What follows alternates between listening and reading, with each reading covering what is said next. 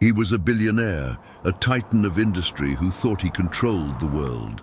Then, in the blink of an eye, a terrible car accident shattered his world of control, plunging him into a deep coma. The best doctor's money could buy offered him no hope. His brain activity was fading. For all intents and purposes, the man he once was gone. No treatment worked, no hope remained. His powerful and wealthy family tried everything. But in the end, it was not a new medical procedure or a seasoned neurologist that intervened. It was the humblest person in his life, his housekeeper. Or more precisely, her 6-year-old daughter. What this woman and her child did, entering the ICU without permission and expecting nothing in return, would defy all medical explanation. They risked everything to save a man who barely knew their names. And what happened in that hospital room not only brought a man back from the brink of death, but also healed a family's oldest wounds and left everyone who witnessed it in tears. This is the incredible story of how the purest love sees no power or wealth, only a soul lost in the dark. It proves that sometimes the greatest miracles come from the most unexpected hearts. Before we continue with this story, don't forget to subscribe to the channel and like the video.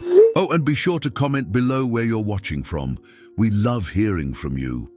Monday morning began like so many others in the opulence of a Park Avenue penthouse.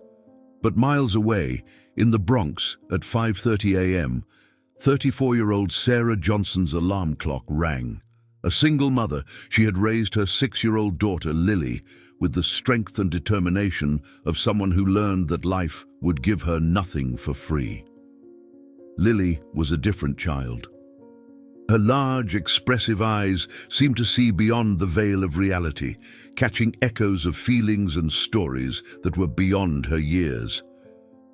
From a young age, she knew things she shouldn't know, felt pains that were not hers, and dreamed of people she had never met. Sarah, over time, had learned to accept her daughter's delicate and sometimes frightening gift, a thread of intuition that, according to her grandmother, ran through the women of her family for generations. "Mommy," Lily said that morning, her voice still thick with sleep, "I dreamed about the sad man again. He was in a very, very big house, but he was crying on the inside." Sarah felt the familiar shiver that always accompanied Lily's revelations. Her daughter's dreams had a disturbing habit of coming true. "What man, my love?" The tall man with green eyes. He was screaming on the phone, but his heart was so sad. And there was a little girl with him, with very fair hair. A chill ran down Sarah's spine. She had worked for 5 years at the Caldwell family's home, always silent, always invisible. She knew every corner of that luxurious apartment. She knew the habits of Ethan Caldwell, her 38-year-old billionaire boss, who treated her as if she were part of the furniture. Ethan was tall, had green eyes, and Sarah had seen photographs of a blonde girl in the library. Photos that he kept in a locked drawer, which she had found by accident while cleaning. A girl who seemed to have been incredibly important to him, but whom no one ever spoke of. The journey to the heart of Manhattan was long, 2 hours on crowded subways, where Sarah squeezed in between other workers like herself, all heading to take care of the lives of those who barely knew their last names. At 8 o'clock sharp, she passed the doorman of the imposing building. Ethan Caldwell descended the marble staircase that morning with his usual arrogance, the heir to a real estate empire. He was speaking loudly on his cell phone about million-dollar deals, gesturing with impatience. His footsteps echoed on the polished floor as he completely ignored Sarah's presence, as he always did. "Close that deal today. I'll accept no more excuses," he yelled into the phone, adjusting an Italian suit that cost more than Sarah earned in 6 months. Sarah lowered her eyes as he passed, an automatic gesture of invisibility. But on that day, something was different. A strange feeling, a pressure in her chest. The same feeling she had on the night her father died, years ago. It was as if the air were thicker, as if fate itself were holding its breath. Ethan got into his red Ferrari, his favorite toy, and sped away. The tires squealed on the asphalt, wet from the light morning rain. Sarah continued her routine, but she couldn't shake the feeling that something terrible was about to happen. At 2 in the afternoon, while she was organizing the library, the apartment phone rang. The head housekeeper, Mrs. Gable, answered in her usual formal voice, but Sarah saw her face grow progressively pale. Accident. Mount Sinai Hospital. Serious condition, were the only words Sarah could hear from the hallway. Her heart sank. The strange feeling from the morning now made terrible sense. She had sensed it. Within minutes, the house was in chaos. Robert Caldwell, Ethan's younger brother, arrived first in his black BMW, speaking loudly on the phone with lawyers. Margaret, his wife, emerged from a white Mercedes, her eyes swollen from crying behind designer sunglasses. Eleanor Caldwell, the brother's mother, arrived last. At 65, she was a woman who had spent her life in beauty salons and social clubs, but at that moment, all her elegance had vanished. She was trembling like a leaf, supported by a private nurse. "My son, my boy," Eleanor wept. "How could this happen to him?" "Mother, you need to be strong," Robert said, trying to maintain control. "The doctors are doing everything they can." Sarah watched it all from a distance, leaning against the kitchen wall. This family, which had always seemed so unshakable, was completely shattered, and for some reason she couldn't explain. She felt as if their pain was her own. Ethan had been in a severe accident on the FDR Drive. The Ferrari had skidded on the wet road and rolled over several times. He was in the ICU at Mount Sinai Hospital in a coma, with multiple fractures and a traumatic head injury.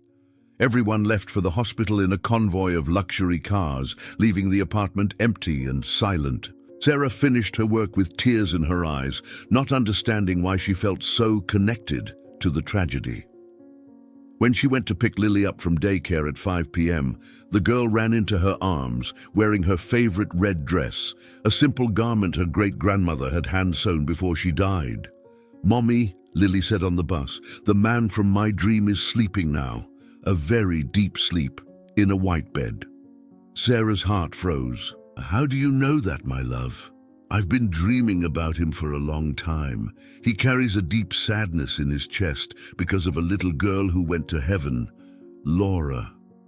I think that's her name." Sarah nearly fainted. Lily had never been in that apartment. She had never seen the photos, never known about Laura. How could a 6-year-old child know about Ethan's sister who had died when he was just a teenager? "Mommy," Lily continued with that strange determination that sometimes took hold of her. "We have to go see him." "Lily, my love, we can't. That's not our place." "No, but he's alone and scared inside his head. When we're alone and scared, we need someone to hold our hand." That night, Sarah lay awake, her heart in a knot.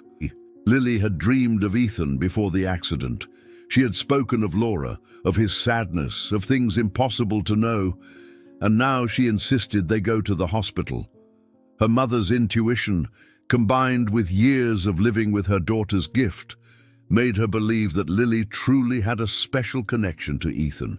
But how could a housekeeper from the Bronx enter the city's most luxurious hospital to visit her billionaire boss? The next morning, instead of going to work, Sarah made a decision that would change their lives forever.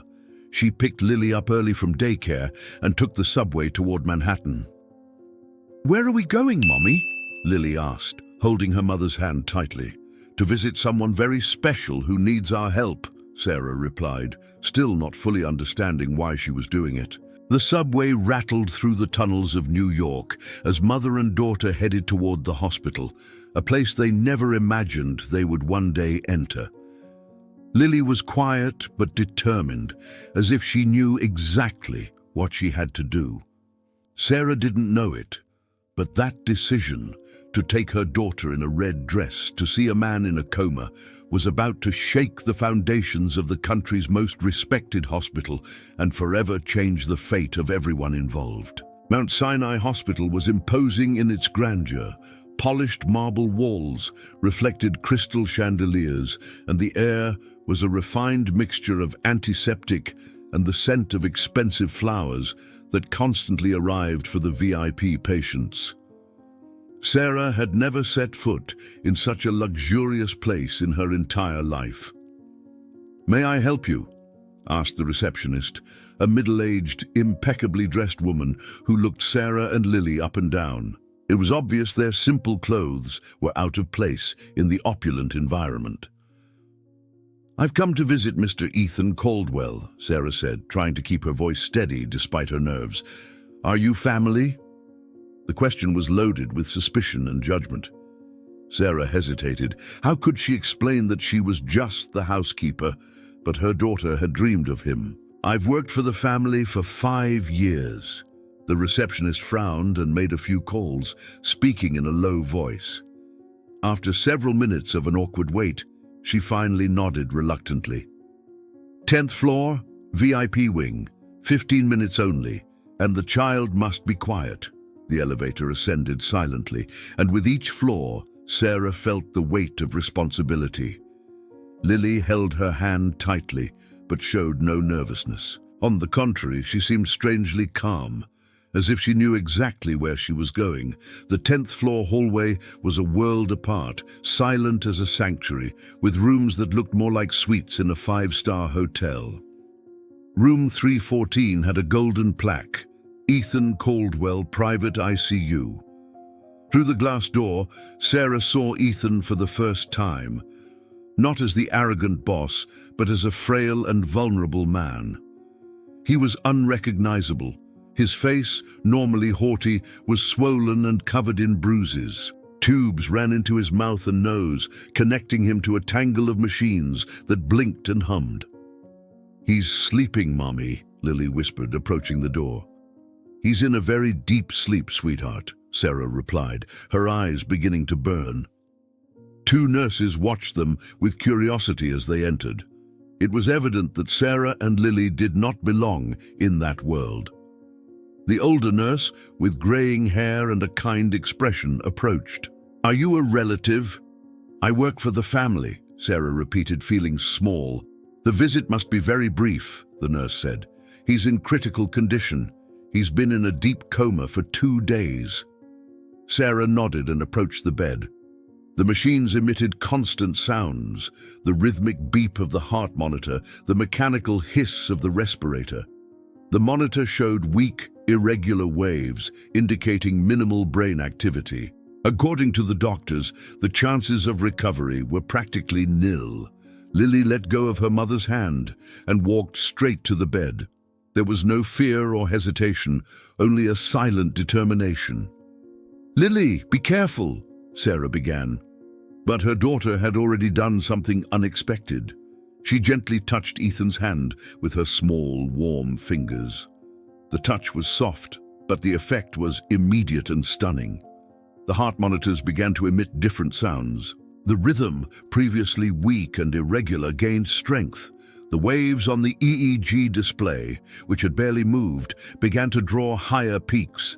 His blood pressure, which had been at critical levels, showed signs of stabilizing. Is this normal?" Sarah asked, startled. The 2 nurses looked at each other, perplexed.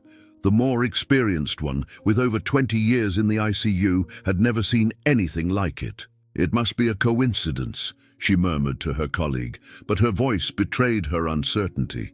But Lily did not take her eyes off Ethan's face. She held his hand more firmly and began to speak softly. "You don't have to be afraid," she whispered in her sweet, childlike voice. "I know it's dark in there and you can't find the way out, but I'm here with you. You're not alone." The effect of her words was even more dramatic. The machines reacted with greater intensity, showing vital signs that were approaching normal levels. The electroencephalogram began to register more active waves. Sarah felt a shiver run down her spine. Dr. Henry Miller, the hospital's chief neurologist, chose that exact moment for his rounds. At 55, an internationally respected authority, he had never seen what he witnessed upon entering room 314. "What is happening here?" he asked, immediately noticing the unexpected presence of Sarah and Lily. "Doctor." His vital signs improved suddenly when the child touched the patient, the older nurse explained, her voice filled with disbelief. Dr. Miller approached the monitors, adjusting his glasses, analyzing the data with growing astonishment. "This makes no medical sense," he muttered. "His brain activity has increased dramatically." He looked at Lily, who continued to hold Ethan's hand. "Little girl," he said, crouching down to her level. "What are you doing?"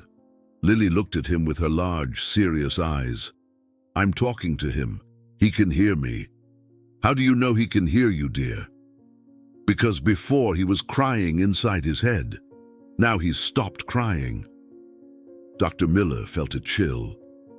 After 3 decades in medicine, he trusted data, but he also knew there were phenomena that science could not yet explain. "And what else do you sense?" he asked, genuinely curious. "He's less lonely now. Before, he was in a very dark house, looking for someone, a little girl with fair hair." Sarah and Dr. Miller exchanged a glance. How could Lily know about Laura, Ethan's sister, who had died decades ago? "I want constant monitoring of these vitals," the doctor told the nurses. "Note any change, no matter how small." He turned to Sarah with a respect she had never received from people of his class. "Are you her mother?" "I am, and I've worked at the family's house for 5 years."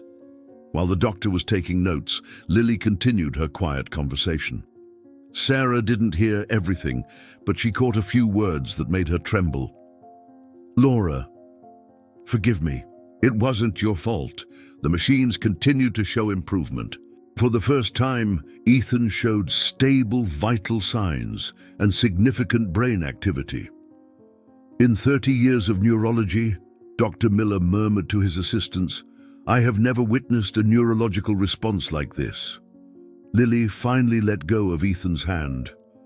"He's better now, Mommy. He's no longer lost in the dark house."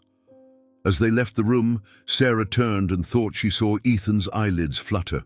In the hallway, Lily tugged on her mother's skirt. "Mommy, he told me something important." "What was it, my love?"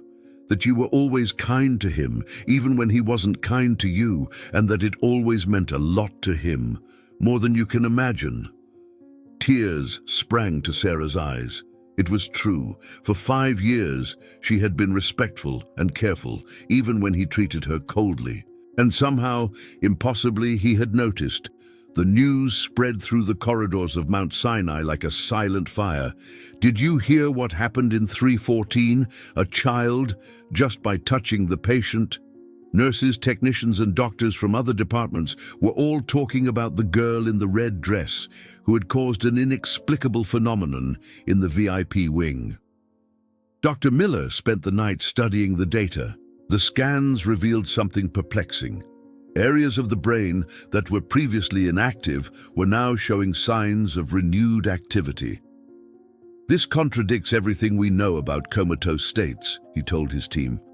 "If we can understand what happened here, we could revolutionize the treatment of neurological patients." The next day, when Sarah and Lily arrived, the atmosphere was different. There were curious glances everywhere. Lily, however, didn't seem to notice. She greeted the nurses and walked determinedly to the room. "Can I talk to him now?" she asked Dr. Miller, who was already waiting for her. "Of course, dear.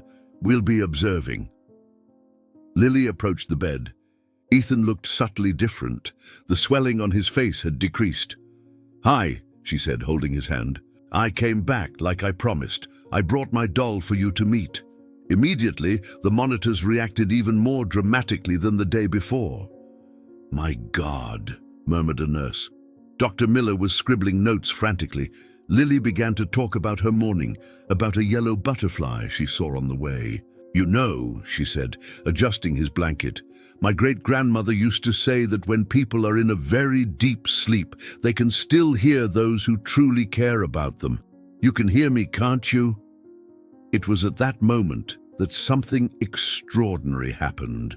A tear, real and warm, welled up in Ethan's closed eye and trickled slowly down his cheek. The room fell into absolute silence. "Doctor," Miller dropped his clipboard. "Doctor," a nurse whispered, is that medically possible?" "No," Dr. Miller said, his voice choked with emotion. "Patients in deep comas do not produce emotional tears. In theory, this is absolutely impossible." But Lily didn't seem surprised. She took a tissue and gently dried the tear from Ethan's face. "You don't need to cry," she whispered. "Laura is fine where she is. She asked me to tell you that she forgives you and that you don't need to carry this heavy sadness in your heart anymore." Sarah felt her legs grow weak. How could her daughter know about the guilt Ethan had carried for more than 2 decades? Dr. Miller looked at Sarah with urgency. "Ma'am, please, I need to understand. Has your daughter ever shown these abilities before?" Sarah, realizing there was no longer any way to hide it, told him everything about the dreams, the premonitions, the gift that was passed down through the women in her family. As they talked, Lily continued her session with Ethan, asking questions as if she could hear the answers in the peaks on the monitors. "Did you used to play with Laura in your grandma's backyard?" The monitors reacted positively. "Is that why you blame yourself for when she got sick?" This time the equipment showed agitation. "Calm down," Lily said, squeezing his hand. "Laura doesn't want you to blame yourself. She says that sometimes children get sick and go to heaven, but it's never the fault of those who are left behind." The visit extended for over an hour. No one had the courage to interrupt, and something else began to happen. Small, involuntary movements. His fingers twitched, his eyelids fluttered, his head turned subtly toward her voice. "See?" Lily said to Dr. Miller. "He's trying to wake up. He just needs a little more time." When she finally said goodbye, promising to return, Ethan looked like a different person. His face was more flushed, his breathing more natural. In the hallway, Dr. Miller approached Sarah. "Mrs. Johnson, what is happening here is extraordinary. What your daughter is doing could be the key to helping thousands of patients." Lily tugged on her mother's skirt. "Mommy, is he going to be okay?" Dr. Miller knelt down. "I believe so, dear. Thanks to you, he's finding his way back." "And the other people, are they talking about us?" she asked. "A little," the doctor admitted. "It's because what you did is very special. Doctors from all over the world will want to study how you helped him." Lily thought for a moment. "That's okay, but I just want him to be happy again. Laura said he's been sad for too long." That afternoon, Dr. Miller called an emergency meeting. "Colleagues," he said, projecting Ethan's charts, "we are witnessing a phenomenon that could revolutionize our understanding of consciousness." That night, Sarah couldn't sleep. "Honey, can you tell me more about your dreams with Ethan?" she asked, as Lily sat down in the kitchen. "I started dreaming about him a long, long time ago, Mommy, way before you started working at his house." Sarah felt a shiver. "What do you mean, my love?" "I was 3 when I first dreamed about him. He was crying alone in a dark room, and the girl with the fair hair was always with him." Sarah's heart raced. 3 years ago, she hadn't even known the Caldwell family. "The girl in the dream was very sick," Lily continued, "and then she went to heaven. He threw himself on the floor and kept screaming that it was his fault." These were impossible details for a child to know, details of the tragedy that Sarah had pieced together from fragments over the years. "Laura told me in the dreams," Lily explained, "that she needed to find someone special to help Ethan stop being sad, someone who had also suffered so they could understand his pain." Lily looked at her mother. "She knew about Daddy who left, and about the times you cried in secret. She said that's why Ethan became an angry and lonely person, because when you don't forgive yourself, it's hard to let people get close." Sarah hugged her daughter, impressed by her wisdom. "Mommy, tomorrow is going to be different," Lily said sleepily. "His whole family will be there, and some of them won't like us." "Are you scared?" Sarah asked. "No." Lily replied with surprising conviction. Laura said we have to be brave to do what's right, and they'll let us come back because Ethan is going to start waking up tomorrow, and when he wakes up, he'll ask us to stay. How are you so sure? Because in tonight's dream, he wasn't in the dark house anymore. He was in a house full of light. And Laura was there with him, smiling and waving goodbye. And he looked at me and said, "Thank you, Lily. Now I know the way back." The next morning, upon arriving at the hospital, Lily's prediction began to come true. There were more luxury cars in the parking lot, more activity in the VIP wing. "The whole family is here today," a nurse whispered. As they approached room 314, Sarah heard tense voices. It was Robert, Ethan's brother, questioning Dr. Miller. Lily tugged on her mother's skirt. "They're scared, Mommy, but they don't need to be." And with the unshakable confidence of a child who spoke with angels, Lily opened the door to the room, ready to face whatever came next. The scene was intimidating. Eleanor Caldwell sat in a leather armchair, Robert stood by the bed, and Margaret, newly arrived from Paris, held a rigid posture. There were other relatives too, all wealthy, their eyes full of judgment. "Is that the woman?" Margaret asked, loud enough for Sarah to hear. "The housekeeper?" Sarah felt her face burn, but Lily, ignoring the tension, went straight to the matriarch. "You're Ethan's mum. He talks a lot about you in his dreams. He said you make the best chocolate cake in the world." Eleanor began to weep silently. "And he also said that you always knew he was sad about Laura, but you didn't know how to help. He wants you to know it was never your fault." The silence in the room was broken only by Eleanor's sobs. Lily approached the bed and held Ethan's hand. But this time something new happened. Ethan moved his fingers, lightly squeezing Lily's hand. "He squeezed my hand," she exclaimed, beaming. Everyone moved closer to the bed. "Ethan," Lily said softly, "your family is here. Laura sent me to tell you that everything is okay, that she wants you to be happy." Ethan's eyelids fluttered more intensely, and then, very slowly, he began to open his eyes. The first thing he saw was Lily's smiling face. "Hi," she said. "You found the way out." Ethan tried to speak.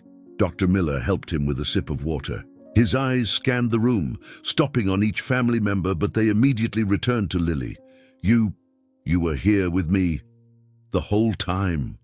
Lily nodded. Ethan looked at his brother, and decades of resentment seemed to evaporate. "I'm sorry, bro," he whispered. "No," Robert replied, his eyes filled with tears. "I'm the one who's sorry."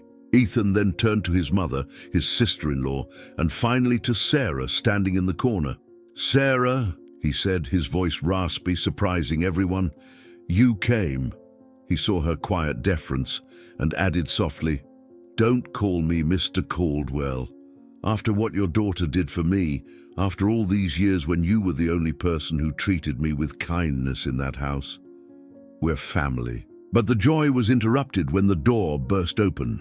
Dr. Claudio Mendez, the administrative director, entered with 2 security guards and a lawyer. "I'm sorry to interrupt," the lawyer said, "but we've received a formal complaint alleging that this woman is taking advantage of Mr. Caldwell's vulnerable condition." "What kind of complaint?" Robert snarled. "An anonymous source alleges that Sarah Johnson is using the child to extort the family." "That's absurd!" Eleanor exploded. "This child saved my son."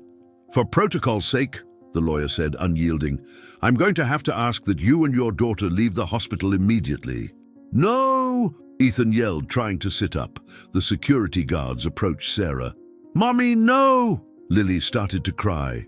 "Ethan still needs me."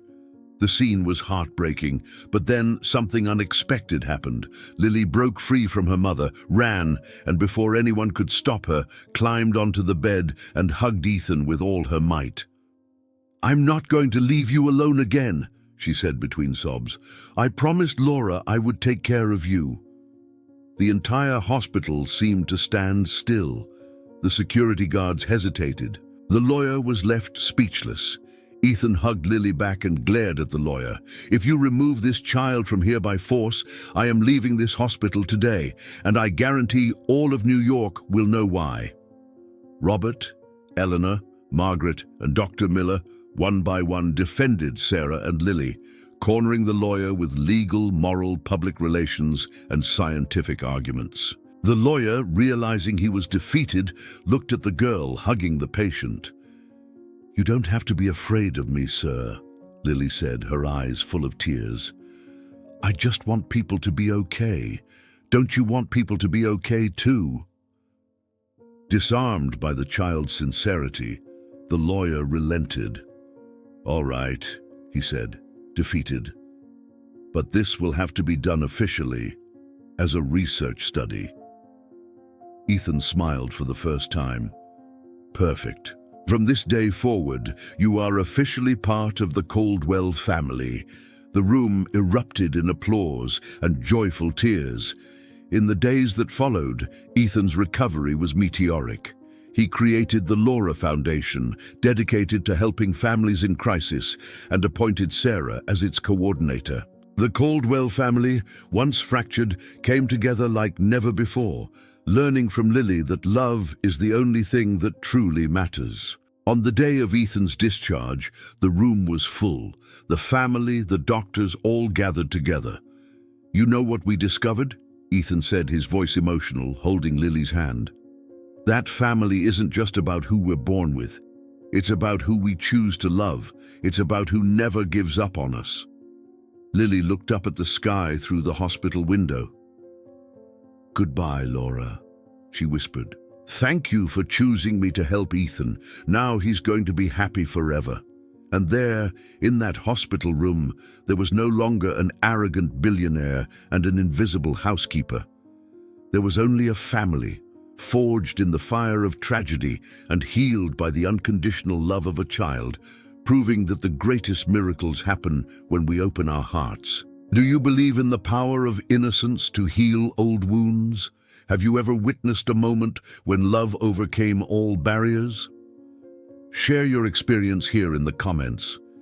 If this story touched your heart as much as it touched mine, subscribe to the channel, hit the notification bell, and don't miss our upcoming journeys. And be sure to watch the video that is appearing on the screen now, a new story that will, without a doubt, surprise you.